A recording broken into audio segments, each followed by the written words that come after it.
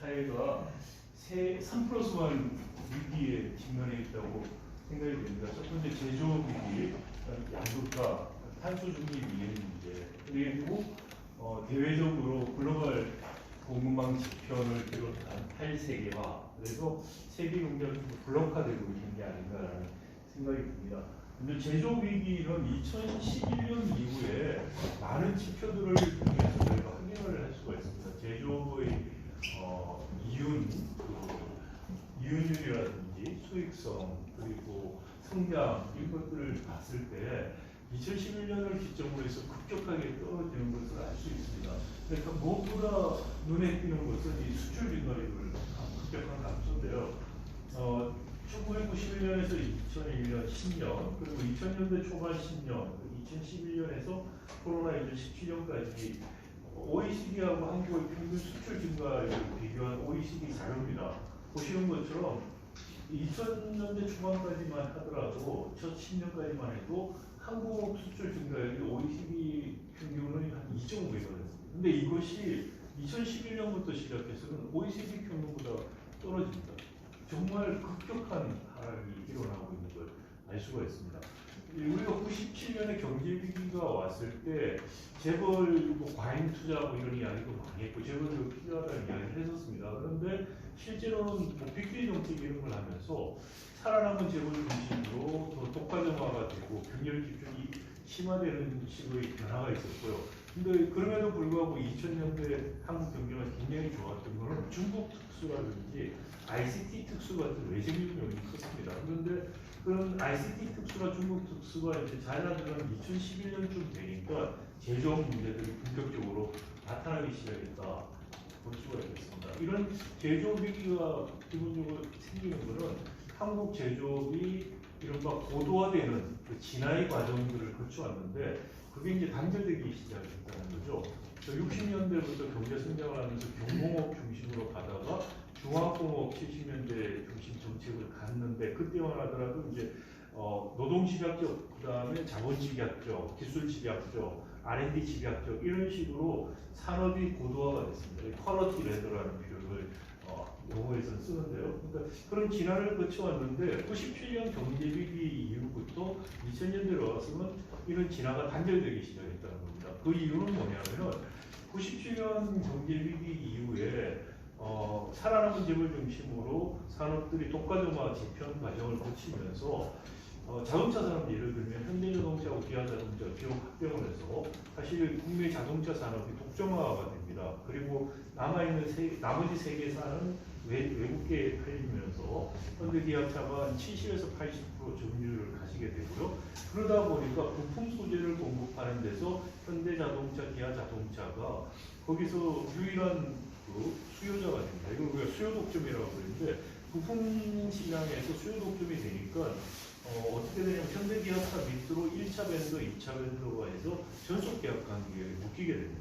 전속 계약 관계에 묶인 다음에 이 전속 계약 관계에서 하청 기업들 원가 구조를 파악하면서 단가 우려치기를 시작합니다. 단가 우려치기를 당하는 기업들이 이윤을 더 남기기 위해서 기술 공정 혁신 같은 걸 좀 해서 좀 생산성을 높이면 기술 탈퇴를 합니다. 가져와봐라 해서 경쟁 기업에게 보여주고 똑같이 또 단가를 올려치는 그런 일들이 벌어지면서 중간재 산업에서 더 이상 혁신이 일어나지 않고 고만고만하고 싸게 만드는 식으로 내몰리게 됩니다. 그러면서 현대차 같은 경우에도 가격 경쟁력을 유지하면서 이윤을 많이 내니까 현대차 자체도 R&D 투자를 게을리하기 시작하는 일들이 벌어집니다. 현대차뿐만이 아니고 삼성전자, LG전자 이런 것도 다 이런 식의 전속 계약 관계를 가지게 됐고 이게 특히 이제 한국 산업이 중간재 중심으로 또 발전해 나가야 되는 게 단절이 일어났다는 거죠. 과거에 우리가 일본이라든지 독일을 쫓아갈 때 우리가 저가 상품군에서 대체할 때 일본, 독일은 고가 상품군 중간재 특수제로 다 진화를 해갔습니다. 그런데 우리는 그 진화가 단절이 되어 있었고요. 그리고 2000년대 중국 특수가 오면서 이런 단절된 상황에서 중국으로 저가 제품부터 해서 중간재 산업들이 많이 수출을 했습니다. 그런데 한 2011년부터 어떤 일이 벌어지냐면은 이 로엔드 마켓 저가 상품군에서 중국 상품들이 한국을 대체하기 시작합니다. 그래서 대표적인 게 휴대전화 휴대전화는 거의 중국산들이 대체를 하기 시작하고 많은 산업에서 중국들이 우리를 대체하기 시작하는 게 2011년쯤부터 이제 벌어지고 있었다. 그러면 우리가 과거에 일본이나 독일처럼 고부가 가치 특수제 중심으로 가야 되는데 그 진화는 전속 계약 관계에서 단가 우려축이 기술 탈취가 일어나면서 단절이 되어버렸다. 그래서 이른바 제조업의 샌드위치 현상, 넛크래커 현상이 벌어졌다는 거죠. 휴대전화 다시 돌아와서 보면은 삼성 같은 경우에 애플하고 고가품의 제품에서 경기에서 계속 밀리고 저가품에서는 중국한테 잠식당하고 이런 일들이 이제 벌어지고 있고, 다만 2011년 이후에도 반도체 특수 때문에 그리고 또 2차 전지 이런 것들 때문에 특정한 특히 반도체 때문에 우리 경제가 굉장히 산업이 문제가 있다는 게 많이 가려졌습니다. 사실 데이터를 보면은 많은 산업들이 경쟁력을 상실하고 있다는 게 보였습니다만 반도체에 우리가 가지고 그런 게 이제 좀 가려져 있었는데 최근에 이제 반도체 특수가 끝나면서 반도체마저 나빠지니까 굉장한 위기의식을 가지고 있다는 것이고요. 자, 그 다음에 두 번째 양극화 문제입니다.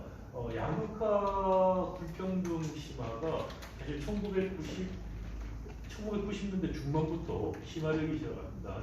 80년대에서 96년까지는 경제가 성장하면서 소득 불평등도 완화가 됐습니다. 이른바 낙수효과라는 이야기를 했는데 90년대 중반부터는 경제는 성장했지만 양극 불평등도는 더 높아지는 일이 벌어집니다. 그래서 이런 원인이 무엇인가에 대해서 노동경제학 하시는 분들 중심에 연구를 많이 했는데 많은 학자들이 동의하는 것은 임금의 양극화가 소득 양극화의 기본적인 원인이다라는 거죠.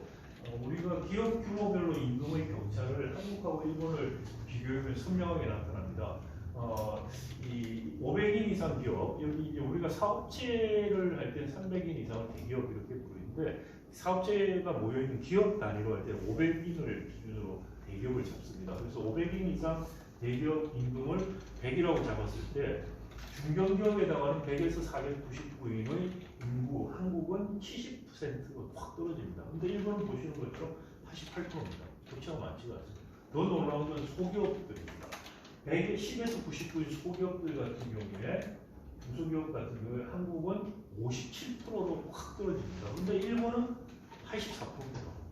그리고 5에서 9인 소기업들인데 한국은 48%인데 일본은 77%예요. 우리나라 중견기업보다 상대적으로 임금이 더 높습니다. 이게 그럼 우리가 예외냐, 일본이 예외냐? 우리가 예외. 일본 같은 임금 구조는 독일, 영국, 미국 거의 높은 나라에서 이렇습니다.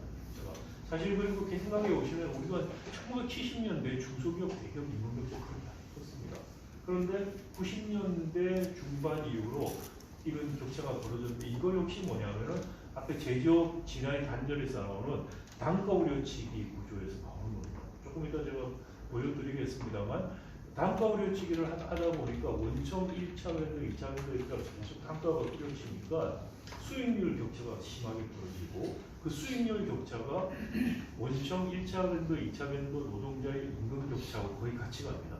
그런데 이 원청 1차 밴드, 2차 밴드가 대부분 기업 사이즈하고 비례합니다. 그러니까 원청이나 1차 밴드 중에 일부는 대기업이고 그 다음에 중견기업이고 중소기업이기 때문에 사실 이 중소기업 임금 격차에 나타나는 것은 이 원청 구조에서 임금 격차를 반영하는 겁니다. 사이즈가 아니고 정확하게 보면. 그래서 이 양극화의 근본 원인도 지금 되고 있다. 우리 재벌 체제가. 그리고 이제 그 재분배 정책들을 우리가 시행을 하는데 그럼에도 불구하고 이 소득의 불평등도가 재분배 정책을 통해서 개선되는 정도가 굉장히 약합니다. 오히려. 그 이유가 뭐냐면 재분배 정책의 중요한 수단이 산재를 당했을 때 커버되는 고용보험이라든지 국민연금들인데 우리는 좋은 일자리가 산재보험이 되고 고용보험이 되고 또 좋은 일자리가 국민연금 가입률이 굉장히 높습니다. 그래서 임금 근로자가 즉 우리가 취업자를 임금 근로자, 비임금 근로자 나누는데 임금 근로자의 3분의 1 정도가 고용보험에 가입되어 있지 않습니다. 그리고 비임금 근로자 대부분이 가입 안 되어 있습니다. 비임금 근로자는 우리가 흔히 말하는 자영업자라든지 특수고용 노동자들이 대부분 들어가 있다고 보시면 되겠는데요. 여기 표를 보시면 이 정규직 비정규직보다 오히려 이렇게 고용보험 가입 여부가 정부가 사실 더 큰 차이를 준다는 걸 알 수가 있습니다. 이 정규직 비정규직에서 월 평균 임금 격차 332대 9만 원인데 비정규직 중에서 고용보험 가입 미가입에 따라서 역시 임금 격차가 상당히 나고 있음을 알 수 있습니다. 더 놀라운 것은 국민연금 가입 격차입니다. 비정규직이면서 고용보험 가입된 비교적 좋은 비정규직은 국민연금 가입이 77%인데 비정규직이면서 고용보험이 가입되지 않는 열악한 비정규직은 4.2%밖에 노조 조직률도 거의 없다라고 볼 수 있을 정도다. 그런 것 때문에 사실 재분배 정책이 우리는 별로 효과가 없는 나라로 좀 꼽히고 있다라는 것이고요. 이런 양극화 문제가 최근에는 거의 대물림 문제, 지금 사회가 계급화되는 문제, 지금 발전을 하고 있습니다. 특히 이제 교육을 통해서 가거는 교육을 통해서 개천에서 용이 난다 뭐 이런 이야기를 했는데 요즘은 오히려 교육이 계급화의 수단으로 지금 쓰이고 있다라는 이야기를 할 정도고요. 서울대 경제학부 교수님들이 2015년에 연구한 걸 보면 서울의 각구에서 이렇게 서울대 들어온 학생들 가지고서 이제 분석을 해보니까 학생 잠재력보다 부모 경제력이 입학 여부에 결정적인 영향을 미친다. 8에서 90% 정도의 각 구별로 서울대 진학률 차이가 부모의 경제력에 의해서 설명이 되더라라는 이야기를 하고 있습니다. 그럼 세 번째 이제 탄소 중립과 산업 전환 문제인데요. 문재인 정부 말쯤에 2050년 탄소 중립을 우리가 하겠다고 선언을 하고 이와 같은 안을 냈습니다. A안, B안이 있는데 2018년 배출량을 기준으로 해서 이 배출량을 0으로 만든다. 이게 이제 탄소 중립의 아이디어입니다. 그래서 보면은 우리 이 중화공업 중심으로 경제가 발전하면서 제조업이 우리 GDP에서 지금도 26에서 한 28%를 차지하고 있는데 이것도 대부분 10대 중화공업이 차지하고 있는 겁니다. 이 중화공업은 탄소 배출 굉장히 많이 하는 사람입니다. 그래서 다른 나라와 달리 우리나라에서 보시면은 이 산업 부분에서 탄소 배출량이 굉장히 많습니다. 순 배출량 기준으로 한 37%를 배출하고 있고, 그다음 발전 부분, 저기 전환이라고 알고 있습니다. 발전 부분인데 그게 38% 거의 비슷해요. 근데 또 문제는 뭐냐면은 이 중화공업 산업 부분이 에너지 소비도 굉장히 많습니다. 그래서 에너지 소비하는 간접적인 것까지 합치면은 산업 부분이 전체 에너지 배출량의 55에서 60%를 차지합니다. 산업 부분이 압도적으로 탄소 배출을 많이 하고 있다는 게 우리의 특성이고, 일본이 GDP에서 제조업 비중이 한 20% 되는데 일본이 상대적으로 산업 부분의 탄소 배출량이 많은 나라 중에 하나입니다. 근데 독일 같은 경우에는 일본처럼 GDP 한 20%, 19에서 20% 정도가 제조업인데 그게 독일은 제조업에서 탄소 배출량이 전체 중에서 한 20% 정도 수준밖에 안 됩니다. 그러니까 독일은 산업이 아주 그린하게 지금 전환이 일어나고 있다는 것이고, 우리는 지금 중화공업 중심으로 지금 산업 구조가 되어 있고, 이것을 2050년까지 한 80% 줄이겠다는 겁니다. 260에서 51이기 때문에 한 80%를 향후 지금 이제 30년도 안 남았죠. 그렇지만 30년 기준으로 줄이겠다였던 것이고, 그 중간에 2010년에 NGC라고 해서 국가 온실가스 감축 목표를 또 발표를 했는데요. 중간까지 우리가 총 한 40% 줄이겠다. 그러니까 2020년에서 봤을 때 한 10년 동안 40% 줄이고 나머지 20년 동안에 60% 줄인다는 게 이 두 가지 안을 놓고 보면 정부의 계획이었습니다. 자, 그런데 이제 문제는 뭐냐면은 산업 부분은 나름 평균 40%를 줄인다고 했는데 가장 문제가 많은 산업 부분은 14.5밖에 못 줄인다고 했어요. 근데 14.5를 줄이면 나머지 80에서 14.5니까 65% 이상을 나머지 20년 동안에 줄이겠다는 거예요, 기본적으로. 이게 가능할까라는 이야기입니다.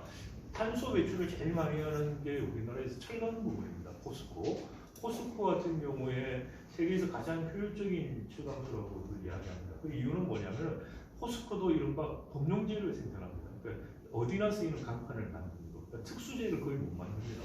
우리나라 철강 산업이 특수재는 다 일본이나 독일에서 수입하고 있고 검용재를 싸게 만드는 데 특화되어 있습니다. 이것도 이제 계속 개도국들한테 잡아먹힐 수밖에 없는 그런 산업입니다. 근데 기본적으로 이 철강을 법령제에 싸게 만들려고 하면 용광로를 띄워야 돼요. 그래서 호주 같은 데서 철광석을 수입해서 이제 제철을 하는데, 그럼 이 철광석에 붙어 있는 산소를 떼내야 됩니다. 그 산소를 떼내기 위해서 C를 집어넣어서 CO2를 만들어서 냅니다. 그래서 탄소 배출을 굉장히 많이 합니다. 근데 독일이라든지 미국이나 일본 같은 경우에는 전기 고로를 많이 씁니다. 왜냐? 특수재를 주로 하기 때문에 철광석을 안 씁니다. 그럼 산소 배출이 많지가 않습니다, 기본적으로. 그리고 그런 나라들은 고철도 활용을 굉장히 많이 합니다. 산업화 역사가 오래되고 해서 고철도 고리도 훨씬 많고 해서 그런 식으로 활용을 하고 있는데, 우리는 철광석을 통해서 엄청나게 탄소를 배출하고 있습니다. 그래서 지금 포스코에서 하는 말이 뭐냐면은 2030년에서 50년 사이에 수소하는 전체로 바꾸겠다라는 거예요. 그러면 어느 순간에 그러니까 이게 O2가 철광석에 붙어 있는 것을 C를 집어내서 CO2로 빼는 게 아니고 H를 집어넣어서 물로 만든다는 거죠. 아주 신박한 아이디어죠. 생각해보면 아주 좋은 아이디어 같은데 문제가 좀 많이 있어요. 왜냐하면 H 자체는 가볍기 때문에 이게 이렇게 큰 공정에서 실제로 상용할 수 있느냐는 아직까지 자신하는 사람이 없습니다. 그러니까 실험실에서는 성공을 하는데 이 큰 규모에서 성공할 수 있을까라는 문제가 하나 있고요. 그다음에 두 번째는 이게 만약에 성공을 한다고 해도 그린 수소를 사용을 해야 됩니다. 근데 그린 수소라는 게 부생 수소를 통해서 나오는 것들이 굉장히 제한적이기 때문에 이것도 만들어야 돼요. 그린 수소를 만드는 돈이 굉장히 많이 듭니다. 이거를. 그리고 이 그린 수소를 넷제로로 하려고 하면은 재생에너지를 가지고 만들어야 돼요. 그래서 우리 계획은 뭐냐면 호주라든지 사우디 같은 데서 그린 수소를 수입하는 거예요. 그린 수소를 한 80%를 수입해서 그것을 수소하는 제철을 통해서 하겠다는 게 지금 아니에요. 그런데 이게 이제 그런 기술이 실제로 50년 전에 상용화될지도 굉장히 불확실을 하고, 만약에 상용화 된다고 하더라도 이게 과연 우리 제철 산업이 경쟁력을 가질 수 있느냐라는 문제가 생깁니다. 말씀드린 것처럼 그린 수소가 필요한데 수소하는 제철을 하려면 그럼 사우디나 호주에서부터 수입을 해야 돼요. 수소가 가벼워서 특수선을 만들어서 수입을 해야 돼요. 그걸 가지고 와서 지금 새로 공장을 지어서 돌리겠다라는 건데 비용을 생각해보면 그게 경쟁력이 없습니다. 그런 산소하는 제철이 가능해지면은 사우디나 호주의 제철소를 만드는 훨씬 싸겠지.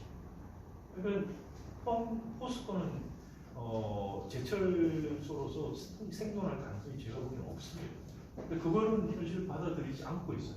지금도 뭐 수소하는 제철하겠다는 이야기만 계속 하고 있는데 사실상 현실성이 없다라는 이야기고 현실적인 생각을 해야 되는데도 지금 뭐 기막고 그냥 그런 이야기만 하고 있어요. 그래서 대부분 뭐 그런 우리가 지금 투자하는 건 뭐냐, 이게 계획을 세웠을 때 참여했던 분들한테 제가 이 우리가 산업 전환을 하지 않고 중화공업 구조를 그대로 가져가면서 탄소 중립한다니까 불가능하다. 산업 전환을 이야기해야 된다. 그랬더니 우리도 모르는 게 아니다. 안에서 토론을 했는데 결론은 산업 전환이 가능하겠냐?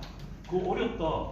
그러면 안 된다고 치고 그 다음에 할 수 있는 게 뭐냐? R&D를 열심히 해서 수소하는 제철이 같이 어느 날 뭐 뭐죠 그 석유화학도 다 산소가 탄소가 안 나오는 CO2가 안 나오는 그런 방식으로 다 바꾸는 그런 R&D를 하자라고 결론을 내렸다는 거예요. 그래서 지금 우리 대책은 다 R&D 투자하는 거예요. 정말 대책 없는 대책을 하고 있어요. 이건 거의 어느 순간에 가서 절벽으로 떨어질 수 있는 소설을 썼는데, 근데 문재인 정부도 그래서 무책임하게 이거를 던졌어요. 그런데 더 문제는 뭐냐면 14.5%도 기업들을 못 줄이겠다는 거예요. 지금 저렇게도 못 줄인다는 거예요. 10년 동안에. 나머지 뭐는 일단 차치하고 30년까지 저걸 못하겠다고 계속 로비를 해서 윤석열 정부 들어와서 이거를 다시 11.4%만 줄이는 걸로 바꿨어요. 그래서 이거는 발표했을 때 많은 사람들이 전문가들은 우리는 탄소 중립 포기 선언을 한 거다라는 지금 평가를 했고요. 자, 그 다음에 또 하나가 이 에너지 믹스인데요. 문재인 정부에서는 2030년까지 재생에너지를 한 30%, 그다음에 50년까지 72%로 늘리고 원전은 점차 줄여나가겠다 이런 이야기를 했었습니다. 그래서 윤석열 정부가 탈원전 반대한다 이러면서 이제 다시 바꿔버렸죠. 어떻게 했냐면 원전 비율을 한 9% 늘리고 그다음에 재생에너지 비율을 다시 9% 줄여서 재생에너지 30.2를 21.5로 낮추겠다. 그렇게 했어요. 그다음에 2050년 가서는 재생에너지 얼마 하겠다는 계획도 없습니다. 자, 이렇게 가고 있는데 이렇게 해서는 사실 탄소 중립뿐만이 아니고 아리백이라는 것 자체가 불가능할 가능성이 있습니다. 재생에너지 100%를 사용한다는 건데 이게 이제 재생에너지 100%를 사용을 못하면 어떤 일이 벌어지냐, 탄소 중립 못하면 어떤 일이 벌어지냐 이런 생각을 할 수밖에 없는데요.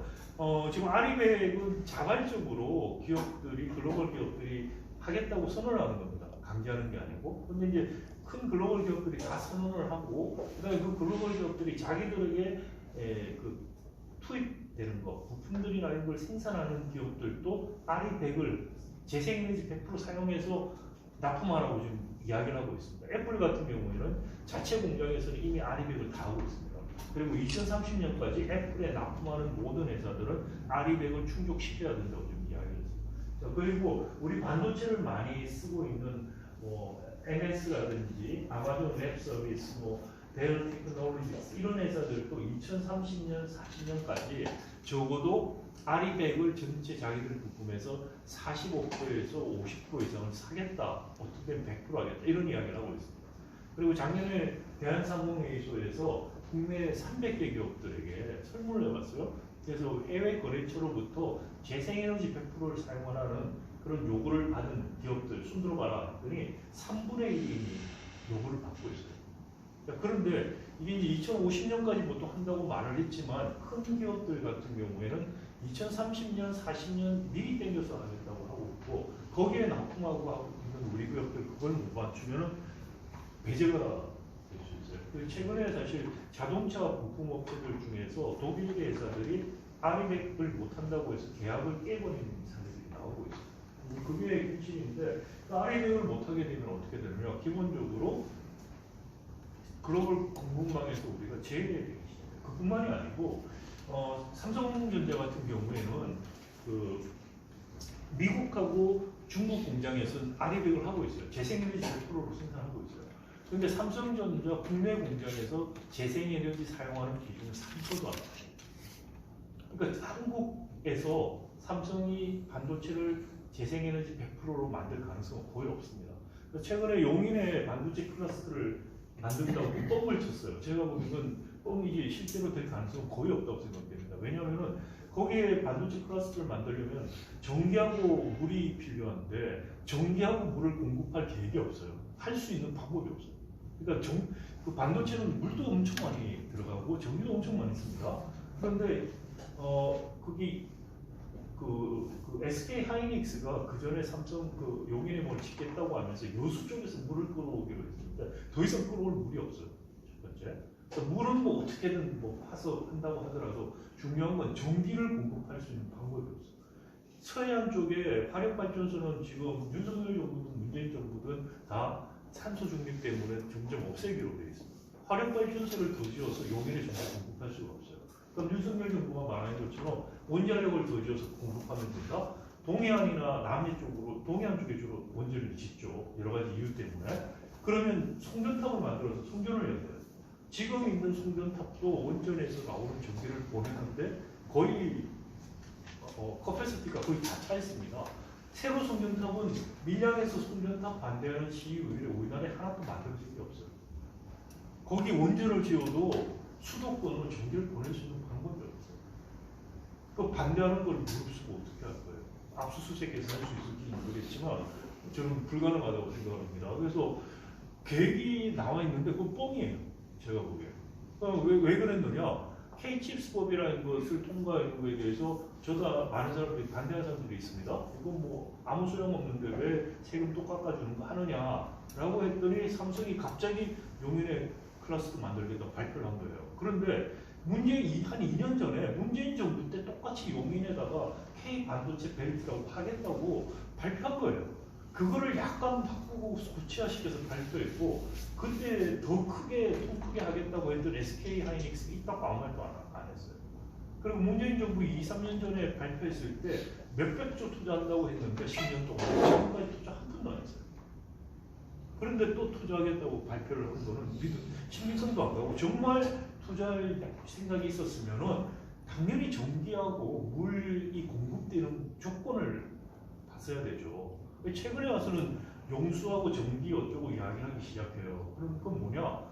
공장 안 짓는 핑계를 지금 만들고 있다고 생각이 들고 더 중요한 거는 농민에 있어서 아리백을 할 수가 없어요. 그러니까 뭐 원전도 그렇지만 아리백 재생에너지 공급이 안 돼요. 그건 많은데 지금 재생에너지 제일 공급을 많이 하고 남아돈다고 이야기하는 데가 어디냐? 경상남도하고 전라남도예요. 정말 아리백을 하고 하려면은 반도체 플러스 그런 경상남도나 전라남도에 지어야지 가능해요. 거기 바닷가라서 물도 들어가고 다 할 수가 있거든요. 그런데 용인에 하겠다? 저 땅값만 올려놓고 뭐 할 생각은 없을 것 같다는 판단이고요. 그리고 나면 뭐 삼성에서 어떻게 할 거냐? 현대차는 어떻게 할 거냐?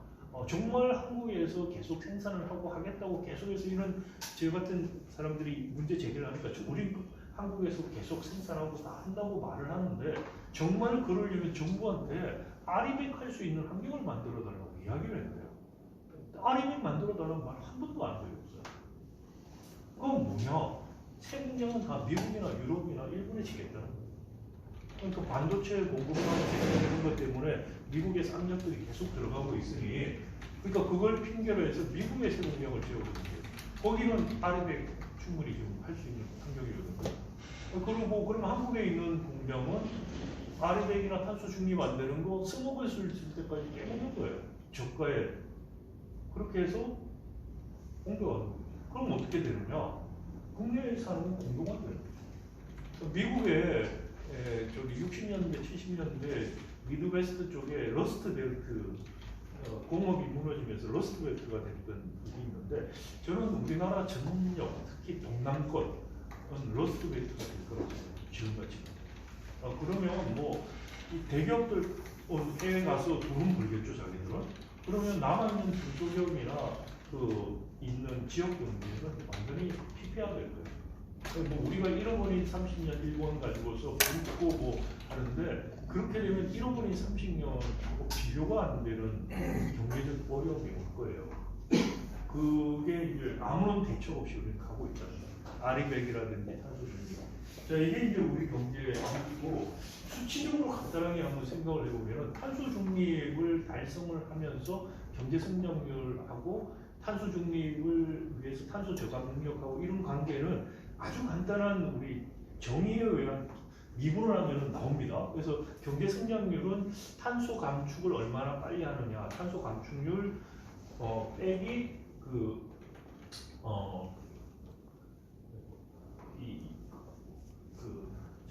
탄소 중립을 위해서 우리가 필요한 탄소 중립을 위해서 필요한 탄소 감축률하고 실제 생산성, 탄소 생산성이 얼마나 올라가는가라는 거거든요. 그 차이에서 경제 성장률이 결정이 되는데 우리 같은 경우에 탄소 중립 계획대로 하면은 1년에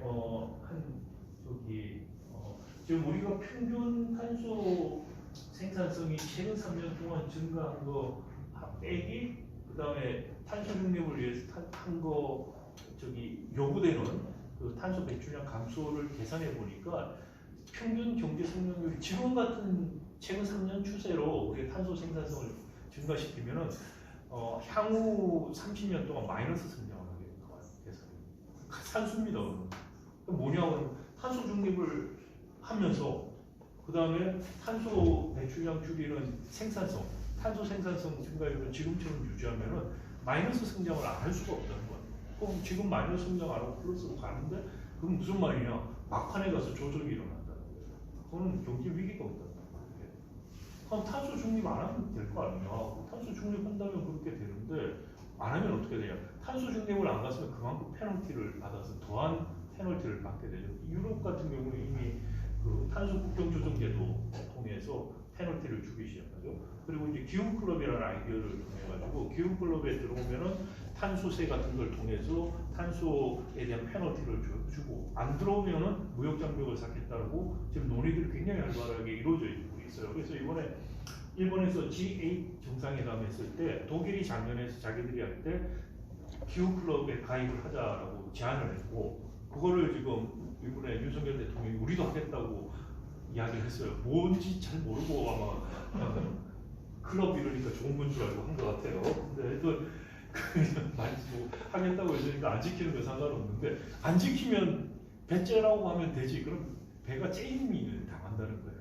기본적으로. 그래서 정말 우리는 안 좋은 상황에 지금 있습니다. 그런데 제가 무슨 비유를 하냐면은 일종의 그 영화 타이타닉을 보셨던 분들 기억하시겠지만은 어떤 선원이 선장한테 가서 우리가 항로를 최소 이렇게 가면 빙하에 부딪힌다. 지금부터 이걸 틀어서 돌아가야 된다. 그런데 선장이 보고는 자기 경험상 많이 돌아가기도 하고 여기서 항로를 바꾸면 돈도 많이 들고 늦어지면 손님들한테 욕을 먹을 것 같으니까 무시해버리죠.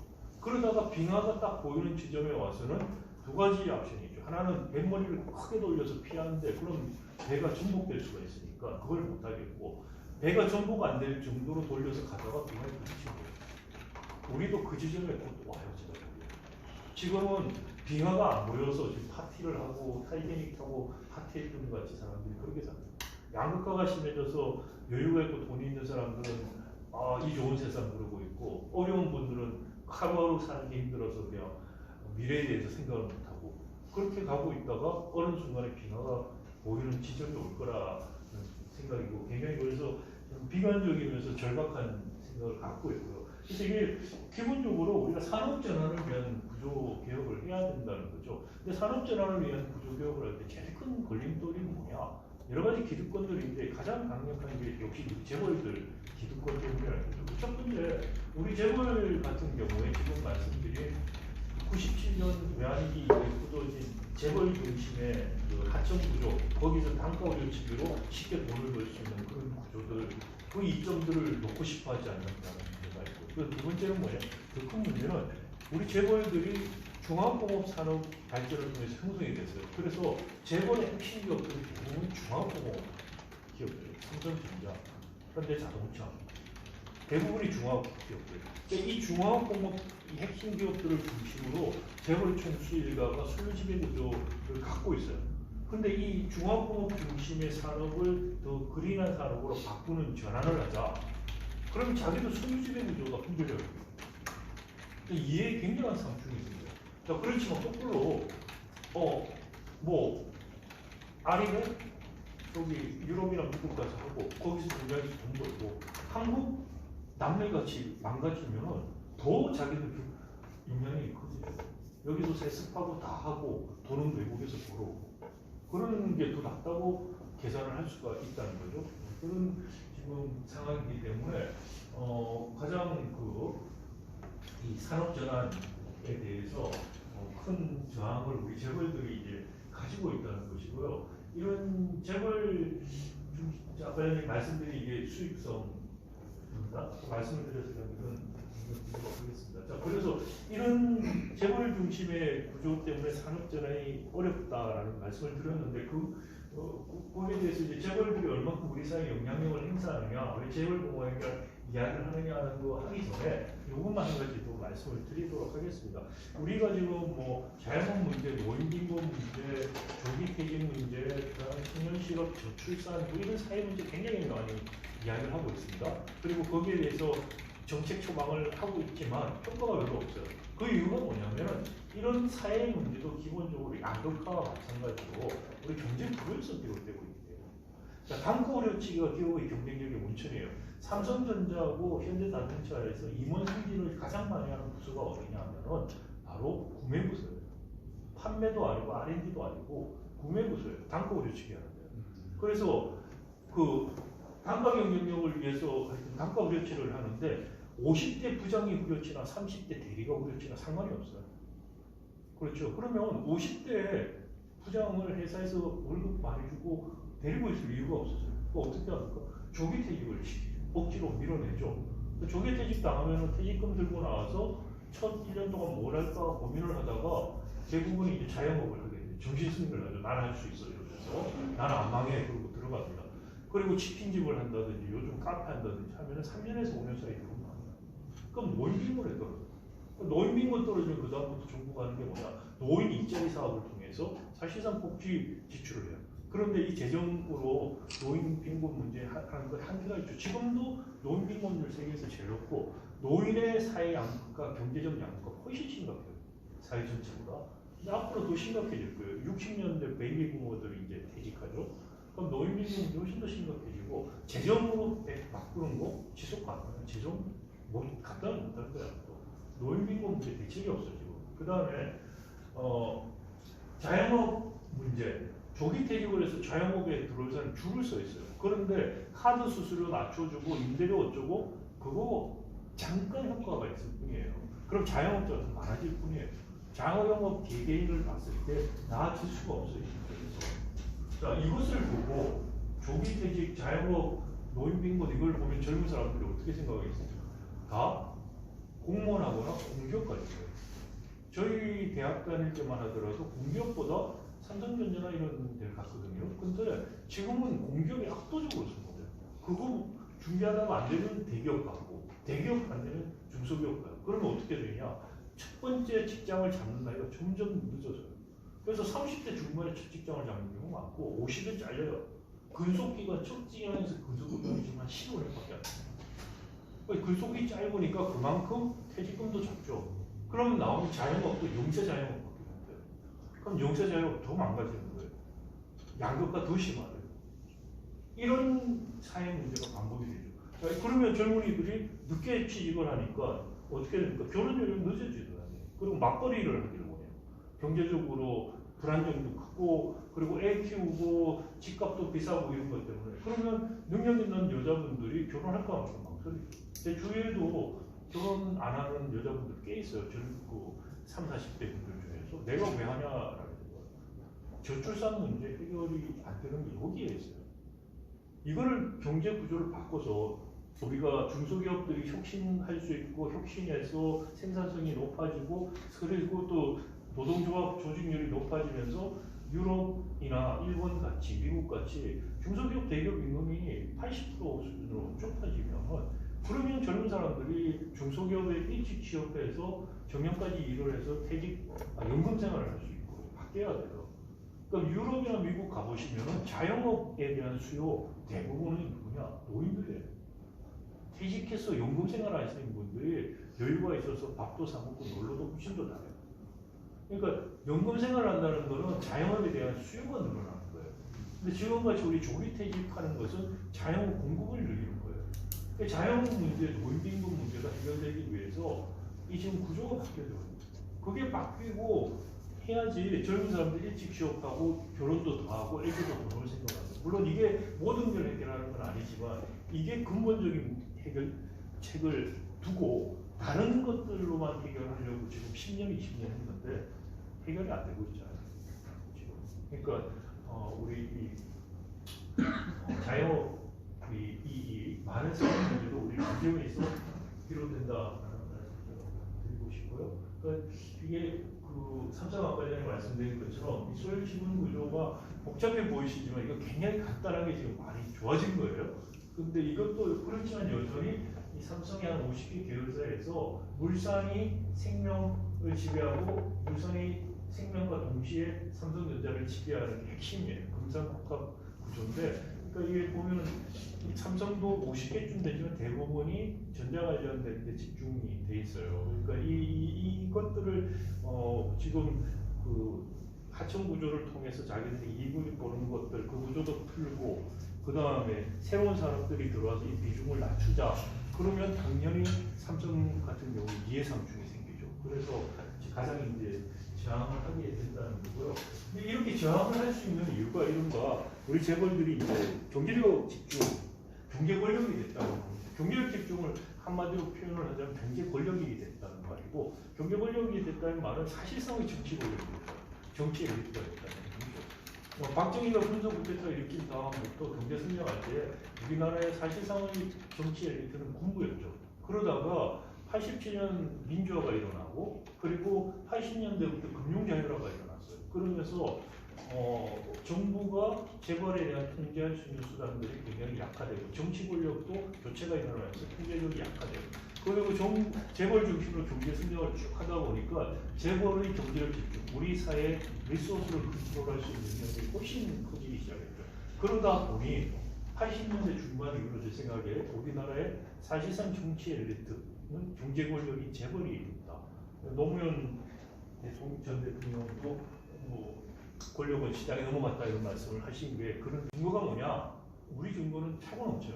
그러니까 재벌들이 정치, 관계, 학계, 언론에 영향을 미칠 수 있는 수많은 경로가 있고 그것이 이제 어떤 사건들을 통해서 드러나고 있고 이재용 그 다음에 이건희 특검 사건들에서 이미 많이 났습니다.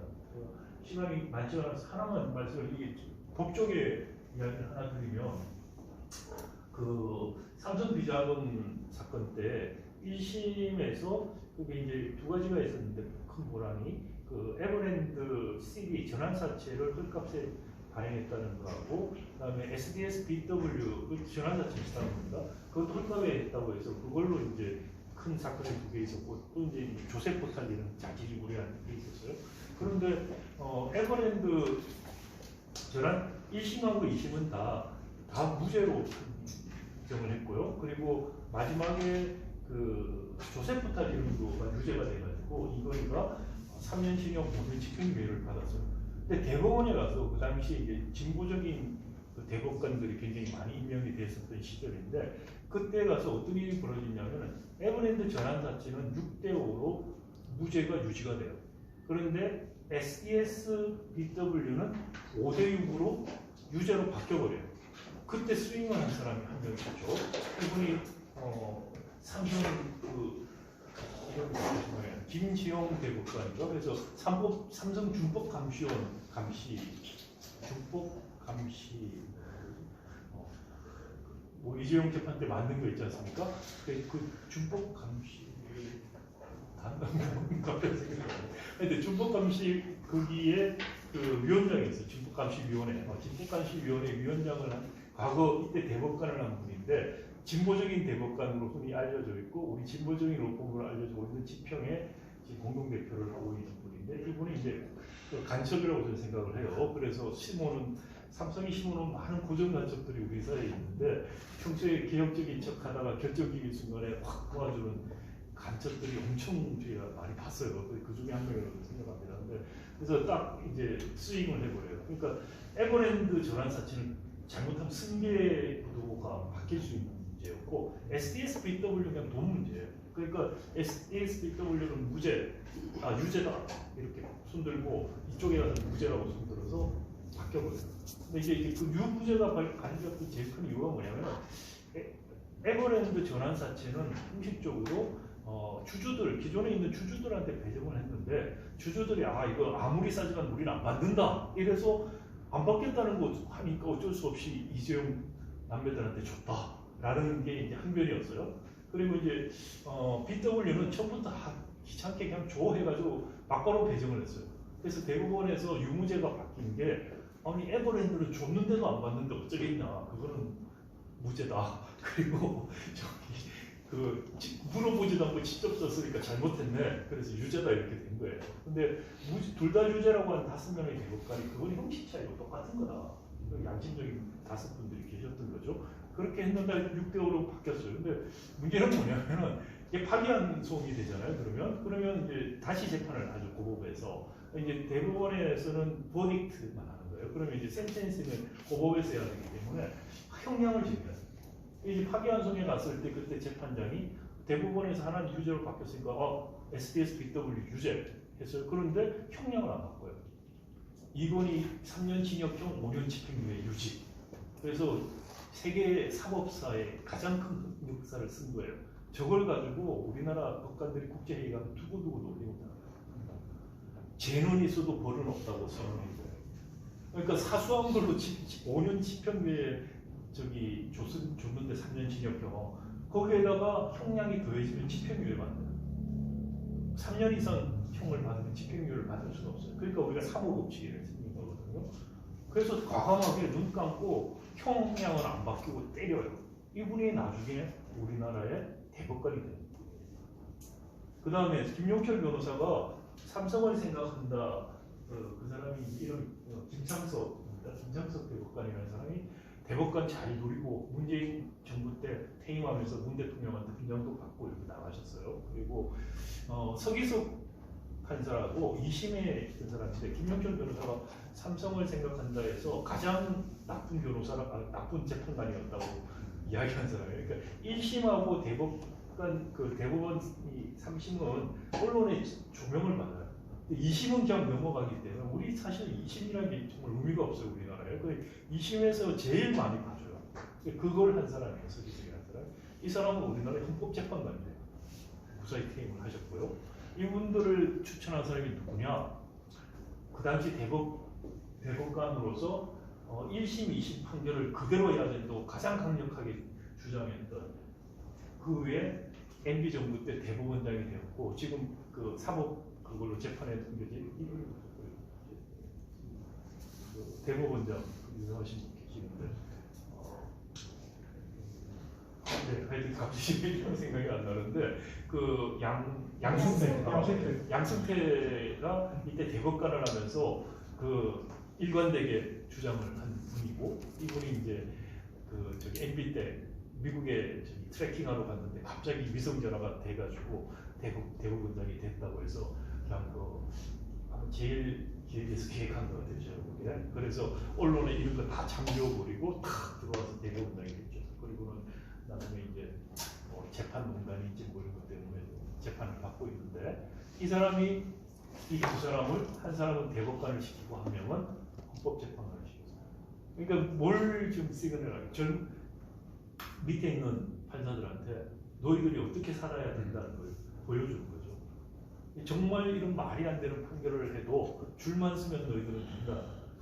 1심 판사가 그 판결을 내리고 못 받고 나갔어요. 그래서 이 사람은 이제 레이더에서 사라졌어요. 정말 야가 빠진 판사예요. 제가 그 사람 우연히 만난 기회예요. 제가 한 10몇 년 전에 국영거래 사건 할 때 경제분석이라는 걸 하는데 제가 경제분석을 해서 한국에서 돈을 제일 잘 버는 교수였어요. 근데 김현장 변호사들하고 김현장에서 제일 비싼 변호사하고 저하고 똑같이 돈을 받아서 제가 계속해서 지금 좀 강하게 건물도 있을 수도 있었는데 하여튼 근데 하여튼 그때 제가 그 MS 케이스라고 유명한 케이스가 있는데 그때 그 MS 케이스에서 미국의 리얼네트워크스라는 회사가 소송을 했었는데 국내 디디오넷 같은 회사도 같이 했거든요. 그래서 리얼네트워크스는 MS하고 풍고 전에 합의를 봐가지고 엄청나게 돈을 많이 받았어요. 근데 디디오넷은 한 푼도 못 받았어요. 그러니까 디디오넷은 민사소송을 한 거예요. 민사소송을 했을 때 손해배상액을 저한테 산정을 해달라고 해서 제가 경제분석 보고서로 낸 적이 있어요. 그래서 이제 법원에 가서 그거 설명도 하고 뭐 그런 적이 있었는데 그 1심에서 졌어요. 근데 김현장 쪽에서 듣고 여기 있었는데 그때 사실 제가 이제 가서 설명을 하고 갔더니 재판장하고 배심 둘이하고 이렇게 있었는데 재판장이 저한테 이거 하면 돈 얼마 받습니까? 이런 걸 물어요. 그래서 내가 어이가 없어가지고 그걸 왜 묻냐고 그랬더니 자기들 다 이해를 하고 있다고 하면서 아니 다 아는데 왜 나를 불렀냐고 하는 거였는데 나중에 판결문을 봤더니 배석한 사람 둘이가 나눠 쓴 것 같아요. 한 사람은 이거 나쁜 짓 했네 공정위 신결을 가지고 와서 뺏겨서 썼어요. 그 다음에 두 번째 산 사람은 그래도 돈 물려줄 필요는 없더라고 쓴 거예요. 근데 이걸 두 개를 보면 앞뒤가 안 맞아요. 그러니까 제가 느낀 게 뭐냐면 판사들이 전혀 이해를 못해요. 까막눈들의 경제학을 몰라가지고 뭐라고 이야기를 그러니까 내가 근데 저기 증언하러 가서 설명을 하려고 갔더니 질문을 하고 우리 모르는 게 아니에요 하고 굉장히 디펜시브하고 계속 이야기를 해서 이상한 사람들 다 봤는데 속으로 그렇게 생각을 했던 게 이해가 모르는 것 때문에 그냥 도둑놈이 제발 지려가지고 모르지 않는다고 이야기를 계속 한 거예요. 그러니까 물어보려고 해도 잘못 물어보면 자기 무식함이 뽀록 날까 물어보지 못하는 거예요. 그런 정치인들 제가 많이 봤어요. 대선 나오시는 분들 가서 뭐 좀 설명을 해달라고 설명하면 아무 질문 안 해요. 가만히 듣고 있다가 하도 질문 안 해서 질문 좀 하십시오 그러면 엉뚱한 이야기들을 해요. 근데 엉뚱한 이야기 안 하려고 어떻게 하냐면 아주 디테일한 이상한 걸 물어봐요. 그래서 어떨 때는 야, 이런 것까지 알고 있나 라고 생각을 했는데 나중에 보니까 모르는 걸 감추기위해서 어딘가 그걸 갖고 와서 묻는 거예요. 그래서 제가 얼마나 답답했으면은 저한테 경제학 기본 강의 10번만 들어요. 10번. 그걸 직접 본인한테 말하면 너무 좀 모욕하는 것 같아서 참모한테 말했는데 참모들이 어떻게 감히 그런 말씀을 안 해요. 씹어서 안 돼요. 아무것도 몰라요. 문 대통령 이야기 다시 제가 이게 아무것도 몰라요. 뭐 박정희주의자고 하여튼 하여튼 그랬습니다. 근데 하여튼 이게 우리 사법부의 현실이에요. 이게 제가 그 1심 판사 이야기에다가 많이 썼는데 1심 판사님 우연히 그래서 어떻게 만나냐면 디디언의 사람이 1심에서는 큰 로펌이 붙었어요. 큰 돈이 걸려 있어서. 근데 저 지니까 안 되겠다 이러고 잘하는 그 변호사를 자기가 삼성전자의 사람들한테 추천을 받은 사람이 있고 삼성전자에서 최근에 밀어줘서 잘 나가는 변호사가 있는데 이분한테 맡기기로 했다고 나보고 만나서 설명을 좀 해줘라는 거예요. 그래서 명함을 주고받고 이렇게 설명을 해줬어요. 그때는 저는 몰랐어요 사실. 그 나중에 보니까 그 사람이 1심 판사더라고요. 그러니까 사건을 삼성에서 이 사람한테 직접 몰아주는 게 아니고 그냥 그 사람은 누구 거를 등쳐서 먹게 해서 정말 야가 빠진 사람인 거예요. 그러니까 언더 더 레이더로 싹 가서 돈만 끌어모으고 살았던 그런 경험이 있고 그다음에 뭐 여기 조승훈 특검 아들 그 끝나고 나서 삼성전자에 특채가 됐죠. 서울법대 나왔는데 고시 낭인이 돼가지고 그 30대에 계속 고시 떨어졌다가 그래서 그냥 중국의 베이징에 어학연수 보냈더니 거기서 삼성전자 과장으로 특채를 냈죠. 그래서 한겨레에서 특종을 내가지고 그 다음에 이제 사표 내고 나갔죠. 조승훈 특검의 부인이 서초동 그 삼성타운에 약국을 해요. 지금도. 그게 우리 사법부예요.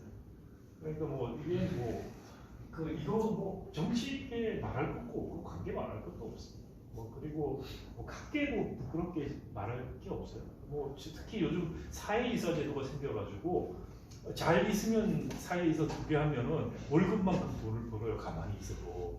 그러니까 사회이사의 가장 큰 사회이사가 되기 위해서 가장 큰 뭐 갖춰야 될 덕목은 뭐냐? 통제 가능한 거예요. 말을 들어야 돼. 말을 잘 들어줘야지 시키고 그리고 보고 있다가 한 번 더 시켜주기도 하고 그런 식으로 다 길들여지고 있고 언론계 마찬가지예요. 언론계도 일찍 퇴직하니까 퇴직 이후에 자기 생각을 하면은 뭔가 재벌 리뷰하고 관련된 거 아닌 거 하고 살기가 어려워요. 그러다 보면 자꾸 언론계도 광고뿐만이 아니고 언론인들 자기 커리어를 생각하면 이런 문제들이 생기고 있다라는 거죠. 그래서 이게 이제 경제력 집중의 증거예요. 그러니까 이런 재벌들이 우리 사회에 많은 리소스를 컨트롤해서 그걸 활용해서 정치계, 관계, 학계, 언론계 영향력을 행사해서 궁극적으로 뭘 하냐? 충술과 이익을 실현시키는 일을 하죠. 그래서 우리나라 공정거래법이 바뀌는 거라든지 이런 것들 보면은 그 과정이에요. 문재인 정부 때도 예를 들어서 인터넷 전문 특례법이라는 걸 만들었어요. 그러니까 문재인 정부가 지방선거에서 이기고 국회의원도 이제 보궐에서 다수당이 되면서 지방선거 이겼을 때 그때 제일 먼저 한 게 뭐냐? 뭐 그동안 안 했던 공약 실천할 줄 알았죠. 그랬더니 제일 먼저 한 게 뭐냐? 인터넷 전문을 했습니다. 이거 저희가 가서 크게 반대를 하고 해서 국회 가드 하시는 분들한테 저희 끌려나가고 6개월 출입 정지까지 맡아보고 있었어요. 그런데 인터넷 전문 인터넷도 할 때 이거 해서 핀테크 발전된다는 거. 핀테크 발전 뭐가 됐어요? 그럼 뭐 중저 신용자들 어쩌고 저쩌고 체리 피킹만 해 먹다가 중저 신용자 대출하라고 했더니 부실화되고 있다고 이야기해요. 이거를 하면은 이걸 핑계로 해서 음성분리를 깨는 거예요. 지금 윤석열 정부가 받아서 이제 하는 게 뭐냐? 핀테크들한테 은행 업무하기 줬으니까 은행들이 비은행 업무하게 해주자. 그거 공평하다는 거예요. 우리가 그 말을 했었어요. 요거 핑계 대면 그 다음으로 그거 하고 그 다음부터는 재벌들이 그럼 우리는 뭐야? 재벌들 은행을 해주기 위해서 추석을 닦는 거다. 말하는 효과는 나타날 것 같지는 않고 잠재적인 것은 엄청 크다. 그러면 뭐라고 하냐 민주당에서 아 그거 막을 장치를 다 해놨는데 장치를 해놓으면 뭐합니까? 다 풀어주는데 어디에 그렇게 해서 지금 은행들이 뭐 알뜰폰이라든지 뭐 이런 것들 하도록 지금 하려고 하죠. 그거 이제 하나씩 커물기 시작한 거예요. 그래서 은사분리를 깨는 거를 지금 본격적으로 하는데 그거 문재인 정부가 깔았어요. 그다음 더 중요한 거는 비상장 벤처를 육성한다는 핑계로 이게 복수결권 주식을 도입했어요. 복수결권이 뭐냐? 한 주에 우리가 한 의결권을 가지는 1주 1의결권 원칙이 우리 헌법에 있어요. 그런데 복수결권은 뭐냐? 특수한 그 주식이 의결권을 최대 10개까지 가질 수 있어요. 이제 미국 같은 경우에는 사실 이게 뉴욕 스탁 엑스체인지에서 복수결권을 가지고 상장을 못하게 막았었어요. 그러다가 구글이 협박을 해요. 너희들이 안 받으면 우리 딴 데 갔었나. 그러면서 굴복을 해요. 그래서 구글 때문에 사실 복수결권 상장이 뉴욕 스탁 엑스체인지에서 허용이 되면서 IT 기업들이 이제 페이스북 이런 데도 하고 있고 물론 아닌 데도 있습니다. 근데 그런 것들을 했는데 그건 다 어떻게 되냐면은 빅테크들이 상장할 때 그 경영자 창업자 경영권 보호를 받기 위해서 복수결권 허용을 해달라고 하는 거예요. 근데 우리는 그게 정경련에서 소원 중에 하나였어요. 그래서 이렇게 하면 재벌 세습에 때문에 악용된다고 해서 반대를 계속해서 그걸 직접 못 풀어주니까 어떻게 했냐면은 비상장 벤처 육성을 위해서 쓰겠다라는 거예요. 그래서 무슨 논리냐면은 비상장 벤처가 자금을 이렇게 투자를 받으면은 이게 지분이 희석이 돼요. 창업자가 경영권을 잃을 수가 있으니까 복수결권을 주면은 지분 희석 위험이 없으니까 창업자가 마음껏 투자 유치를 할 수 있다. 그게 논리예요. 정말 말이 안 되는 소리. 조금만 생각해 보시면 아니 돈 주는 사람을 생각 안 하고 받는 사람만 생각하는 이야기 아니에요. 그러니까 지금도 비상장 기업들은 왜 복수결권 별로 안 쓰냐면은 비상장 기업에서 투자를 한다고 하면은 이 뭐냐면은 돈 얼마가 지분 얼마고 그리고 이 지분 얼마고 경영권은 그러니까 이사 선임권은 누가 가지고 이런 걸 협상을 해요. 그러니까 비상장 기업은 사적 계약에 의해서 복수결권 같은 효과를 낼 수 있는 계약을 다 해요. 쿠팡이 미국에서 상장했을 때도 그 전에 다 사적 계약을 하고 있고 지금 마켓컬리 같은 경우에 대표가 지분이 얼마 안 돼요. 그래도 경영권 행사 다 할 수 있는 사적 계약이 돼 있어. 대민도 그랬고 다 그렇게 해요. 그러다가 상장을 하게 되면 그 사적 계약이 안 되죠. 일반 주주를 모으니까. 그러니까 복수결권을 허용해달라고 하는 건데 우리는 지금 그렇게 다 할 수도 있는데도 불구하고 이게 있어야지 투자를 받는다는 억지 논리를 펴는 거죠. 만약에 투자자 입장에서 자기 돈을 줬는데 자기는 경영권도 없고 컨트롤할 수 없고 돈은 얘가 받아서 마음대로 쓴다. 그럴 때 투자를 하겠어요? 그렇게 투자를 하려면 그만큼 얘한테 맡기는 게 내가 이득이라고 생각이 되고 그러면 복수결권 없어도 사적 계약을 해요. 차등 의견권 쥐고 있는데 쟤한테 내가 그럼 투자하려고 해도 저거 안 할 수가 더 있죠. 그 돈 주는 사람 생각도 안 하고 돈 받는 사람 마음대로 다 할 수 있다는 정말 초기같지도 않은 논리를 가지고서 이걸 밀어붙였어요. 그래서 말도 안 되는 소리 하지 마라. 그렇게 이야기를 했고 그 다음에 두 번째는 이거는 기본적으로 재벌 세습에 쓰게 하려고 길 까는 거라는 거예요. 왜냐? 이거 중에 하나가 이제 창당하고 나면 10년 일몰 조항이 있어요. 그러니까 여러 가지 뭐 안전장치가 있다고 늘 막 약을 팔아요. 그러니까 10년 있으면 일몰한다. 복수 의결권이 보통적으로 바뀌는 거고 상장하면 3년 안에 일몰해야 돼요. 그러니까 자 예를 들어 상장을 해서 3년 안에 일몰한다 생각을 해보죠. 예를 하나 들면은 내가 저기 창업자가 복수 의결권 6개가 있어서 의결권 60이고 일반 주주들은 40개 주식이 있어요. 그럼 6대 4로 내가 지배를 하고 있죠. 자 그러면 3년 있다가 인몰이 되면은 6주가 다시 일반 주가 돼요. 그러면 내가 60의결권이 6의결권으로 바뀌어요. 그러면은 창업자의 의결권은 13%로 떨어져요. 경영권을 잃어요. 아니 비상장 단계에서도 돈이 없어가지고 뭐 지분 이석이 되니 많이 그러면서 저기 복수 의결권이 필요하다고 했는데 상장하고 난 다음에 어떻게 경영권 바꿔요? 그래서 그 이야기를 하면 뭐냐면은 잘 준비해서 하면 된대요. 그게 지금 2년 동안에 중소기업 벤처부에서 한 대답이에요. 국회의원들한테 그 말을 해요. 국회의원들이 바보예요? 제가 이거 통과 안 시키려고 2년 넘게 정말 노력을 하고 마지막 단계에 국회의원들 찾아다니면서 법사위 국회의원 면담을 하는데 민주당 의원놈들 중에서 면담을 받아 안 준 게 대부분이에요. 보좌관들만 만나서 이야기했는데 그 보좌관들이 하는 말이 참 듣고 아니 민주당 의원 중에서 이런 법안을 찬성하는 사람이 도저히 있습니까? 권치성이 그 중소벤처기업부 장관하고 이거를 푸시하다가 문재인 정부 때 막혀가지고 나와서 법사에 가서 이 사람이 밀어서 한 거예요.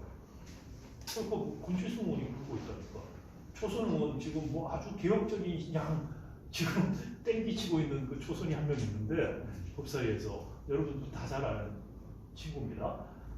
정말 눈치 살피는 정말 기회주의자라는 거죠. 두 번 경험을 했는데 그 친구 보좌관이 그런 거예요. 이걸 찬성하는 민주당 의원이 있습니까? 그래서 내가 설명을 해줬는데 딱 하는 말이 권치성 의원이라고 상의해보겠습니다. 그래서 권치성 의원하고 상의하지 말고 박주민 의원이 그때 굉장히 반대를 했기 때문에 박주민 의원하고 이야기해줘. 그래서 법사위에서 이것이 박주민 의원, 조정훈 의원 같은 사람들이 반대를 가장 강하게 했고 몇 사람은 약간 거들었어요. 그런데 정말 강하게 한 두세 사람만 말을 하면은 법사위에서 통과가 안 됐어요. 표결을 못해요. 그렇게 되면. 그래서 우리가 법사위에서 여러분들이 다 잘 알고 개혁적이고 어쩌고 저쩌고 개똥 같은 인간들 하여튼 그런 인간들한테 제가 전화도 하고 투표당일에 통화도 하고 다 했어요. 말을 좀 해주십시오. 말하면 맞습니다. 저희도 우려합니다. 속으로 우려만 하지 말고 발언을 하라고. 있다고 발언 안 했어요. 통과됐어요. 통과할 때 부표 던졌어요. 이 인간들 반대라고. 정말 기회주의자들이에요. 지가 나서서 반대했으면 통과 안 될 건데 표결을 붙이면 국힘 때문에 통과가 되게 돼 있어요. 그러니까 그런 지금 부표 던졌다고 입 닫고 나가요. 그런 기회주의자들이 득실도 싫어요 지금. 하여튼 이건 문 대통령은 난 이해할 수가 없는 대통령이에요. 우리나라에서 가장 친재벌적인 대통령이에요. 지금 역사상. 왜? 이 사람이 제일 친재벌적이었다는 건 아니고요. 윤석열에서 훨씬 더 친재벌이죠. 왜? 그렇지만은 윤석열, 이명박, 박근혜 더 친재벌이지만 야당에 대한 민주당이 반대를 해요. 야당 때 반대한 것들이 자기들이 집권해서 다 통과시켜버렸어요. 그러면 딱 받아서 더 나쁜 법안들을 계속 통과시켜 주고받는 정말 여야 공주를 재벌까지 해요. 하여튼 그런 역사가 있는데 최근에 더 충격적인 거는 글로벌 기업을 돕다 정책 세미나라는 걸 얼마 전에 열었어요. 글로벌 경쟁 삼성 오너 경쟁이 글로벌 경쟁력을 위해서 필요하다고 민주당의 이재명 대표의 측근들 중심으로 모여서 세미나를 했어요. 이때 정호성인가요? 저분이 뭐라고 이야기를 했냐? 주동자는 저기 중간에 있는 성남 의원 및 김병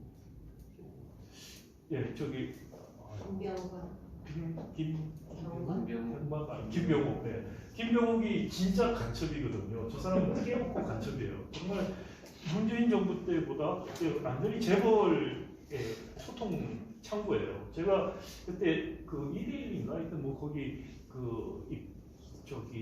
상법 개정 때문에 지면 토론을 하러 가서 교수 한 명하고 보수적인 교수하고 저하고 가고 정치인 둘이 추경호하고 김병욱이 왔었어요. 그래서 지면 토론할 때 뭐 김병욱이가 추경호보다 훨씬 더 그 사람들하고 잘 알아요.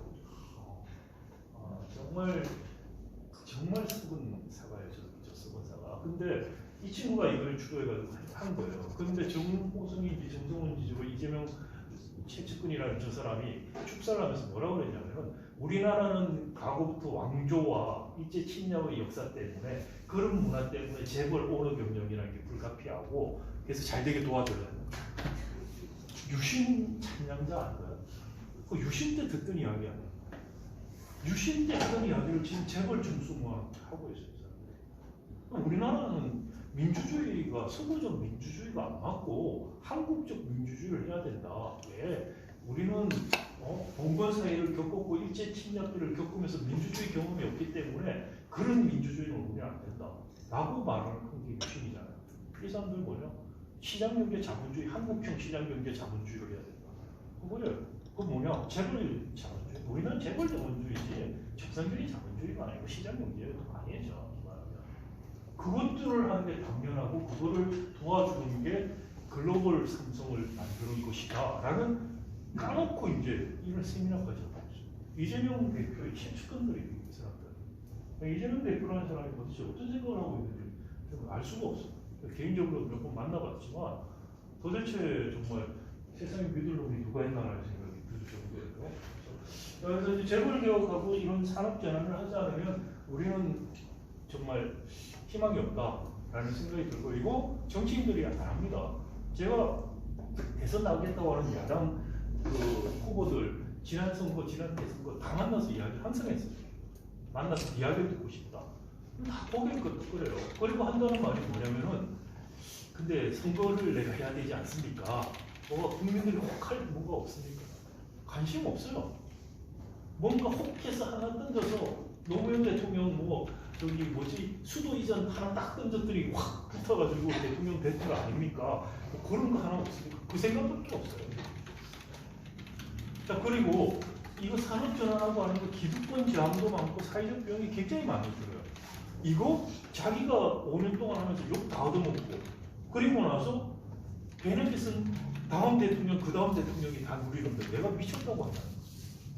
그리고 내가 할 때 잘 됐다가 다른 놈이 해서 못 되면 그 놈이 욕 얻어먹고 나는 상대적으로 잘한 게 되는 건데 왜 안 하는 그런 생각을 해요. 정말 말을 대놓고 한 건 아닌데.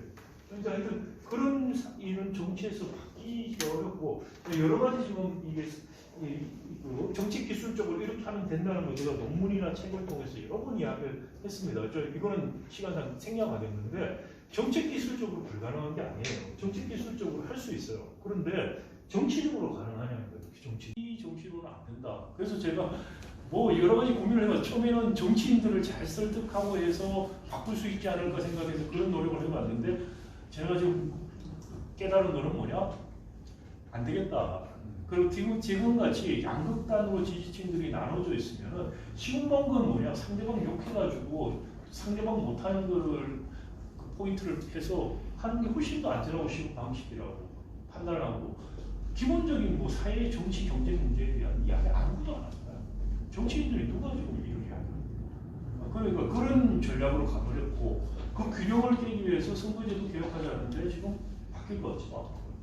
이제 궁극적으로 이제 국민들이 알아서 정치인들이 표를 받기 위해서는 이걸 해야겠네라고 유도할 수밖에 없는데 언론들도 너무나 무기력하죠. 지금 뭐 유튜브나 이런 것들 발전하니까 제가 보기에는 조선일보조차도 어젠다 세팅 기능을 못하는 것 같아요. 다 분산돼 버렸죠. 그러니까 진짜 우리 사회에서 어젠다 세팅할 수 있는 독점력이 있는 데는 정치 권력밖에 없어요. 아직 정당들. 근데 이 사람들은 유인이 없고 그것들을 바꾸게 언론들이 어젠다 세팅을 하도록 프레셔를 넣을 수 있는 언론이 없어요. 유튜브에서 다 분산되고 있어요. 그럼 결국 국민들이 그거를 요구를 하지 않으면 바뀌지 않을 것 같고 국민들이 요구해서 바뀐다는 건 훨씬 더 어려운 이야기죠. 근데 그것밖에 방법이 없는 것 같아요. 그래서 제가 원래 3월 말에 4월 초에 이게 제 유튜브 채널입니다.